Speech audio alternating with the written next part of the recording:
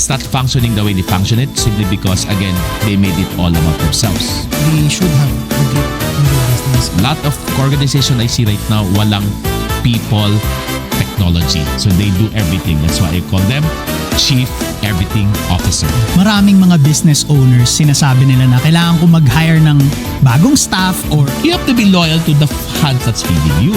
Minimum lang yan.